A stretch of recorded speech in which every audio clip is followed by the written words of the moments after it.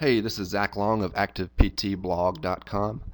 I recently gave an in-service entitled An Analysis of Commonly Prescribed Rehab Exercises, specifically focusing on the glute muscles that I thought would be interesting to share with readers of my. Before we get started talking about some of the studies, I wanted to go over a few notes. First, all the numbers that we are going to discuss today are normalized, meaning they took an EMG reading during a maximum voluntary isometric contraction and during each exercise studied. The exercise EMG reading was divided by the percent MVIC reading to give us the percent MVIC. The MVIC was measured in typical manual muscle testing positions in most studies. A higher percent MVIC means theoretically more muscle fibers are being activated, therefore it would be a better exercise. Most studies I look at used 40 to 60% MVIC as the cutoff for strengthening exercises. Exercises with a percent MVIC less than that would be considered good for endurance, stabilization, or motor control training. The first study we'll look at was done by Ekstrom et al. In 2007. They found that the side bridge significantly activated the glute med more than all other exercises they looked at. They also found significantly more external oblique activation with the side bridge than with all other exercises that they looked at, with 69% MVIC of the external obliques. Unilateral bridges, lateral step-ups, and quadruped arm and leg lifts activated the glute med enough to be considered strengthening exercises. And the side-lying hip abduction exercise had a percent MVIC of 39. Meaning it was right there at that borderline for being considered a strengthening exercise. For the glute max, the quadruped arm lower extremity lift activated the glute max significantly more than any other exercise.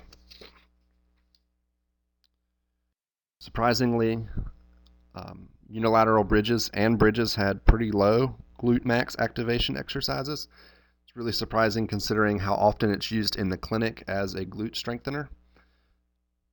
But when you read the methodology of this study, it doesn't appear that they gave specific instructions or cues to activate the glutes during this exercise, which can play a huge role in whether this exercise is a hamstring, low back, or glute workout, basically.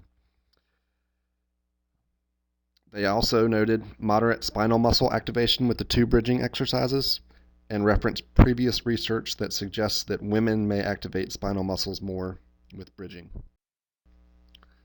The next study we'll look at was done by DiStefano et al. In 2009. They looked at several typical rehab exercises and used 50% MVIC as the cutoff for strengthening exercises.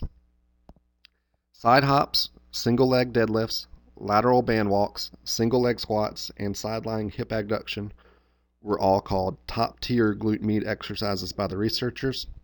All the other exercises were considered lower tier by them. One interesting thing in this study is that glute med activation during side-lying hip abduction was 81% MVIC.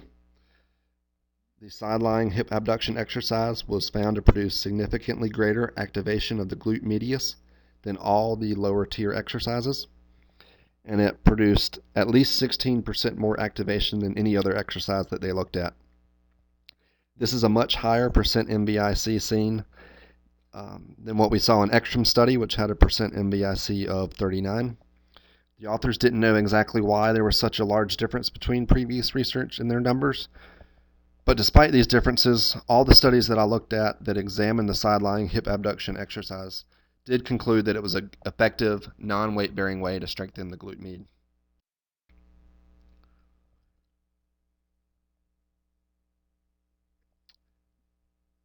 In this study, they also compared the hip clam exercise at 30 and 60 degrees of hip flexion, and they didn't find any differences between those two. And transverse and forward hopping had moderate glute med activation. For the glute max, single leg deadlift and single leg squat produced the highest activity. They activated the glute max at least 10% more than all other exercises. Transverse, forward, and side lunges all produced moderate glute max activation.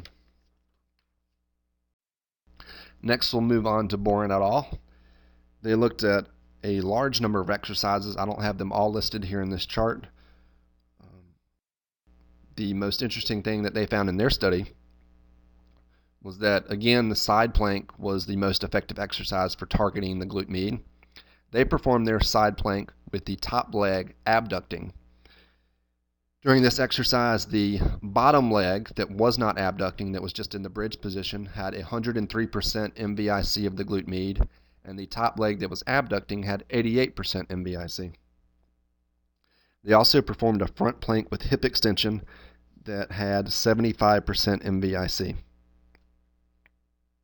But of course, both these exercises require high levels of core control, which may make it too difficult for many patients to perform initially, but can be a good late rehab or discharge exercise, or an exercise for highly athletic populations. In agreement with other studies, they found that side-lying hip abduction and pelvic drops are good strengthening exercises for the glute meds. As would be expected, exercises such as single leg squats, lateral step-ups, skater squats, single leg deadlifts produced high glute med activation.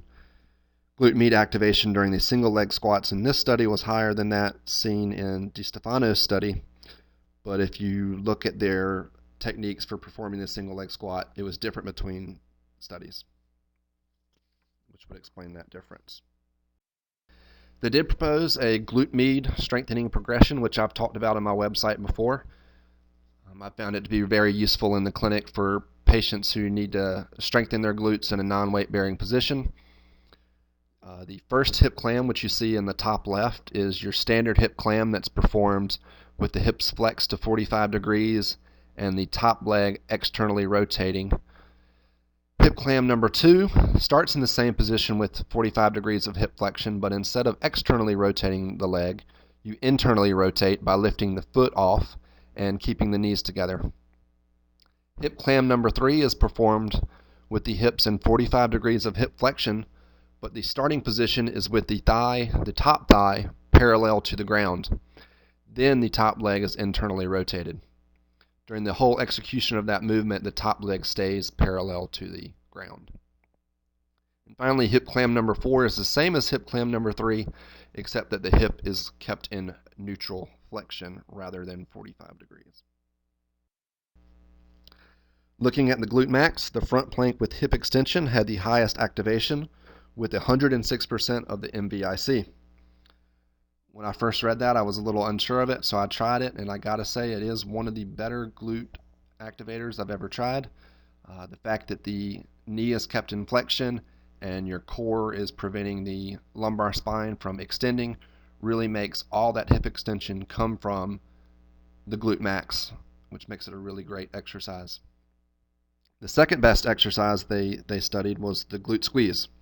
And this is actually the only exercise where participants were given verbal cues for glute activation, which really suggests that any glute activation exercise could be more effective by just having patients focusing on activating their glutes and giving them cues to do so.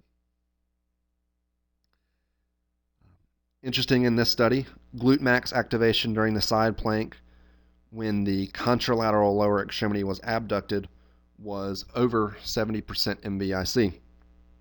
If you remember back in Ekstrom's study, percent MVIC of the glute max during a regular side bridge was only 21%.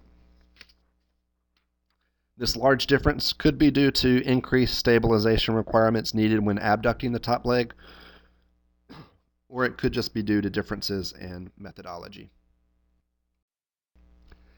Single leg squats, single leg deadlifts, step-ups, quadruped hip extension were all effective exercises for glute max activation in Boren's study.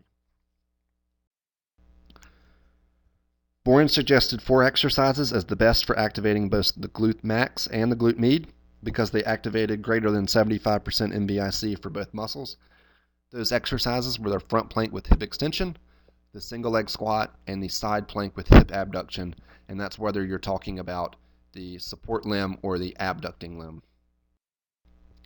The final study we'll look at was by Selkowitz et al., and they looked at glute max, glute med, and TFL activation during a variety of exercises. The authors found significantly greater activation of both glute muscles compared to the TFL with the clam, sidestep, unilateral bridge, quadruped hip extension, bilateral bridge, and squat. In order to determine what exercises were best for activating the glutes and not the TFL, the authors created a glute to TFL index that looked at total glute activation compared to TFL. They said that the 5 best exercises for preferentially activating the glutes were the clam, sidestep, unilateral bridging, and quadruped hip extension. Each of these had an index of at least 50 and EMG signal amplitudes greater than 25% for both glute muscles and less than 20% for the TFL. This study is another one that's been particularly helpful for me with several patients who couldn't activate their glute med without firing their TFL. I would go back to this study and kind of run through the exercises and find one that was able to effectively recruit their glute med instead of their TFL. Here's a list of references that I used for this study. You'll also find on my website a little handout that has copies of all these charts, which makes a good clinic cheat sheet if you're interested in that. Thank you for listening.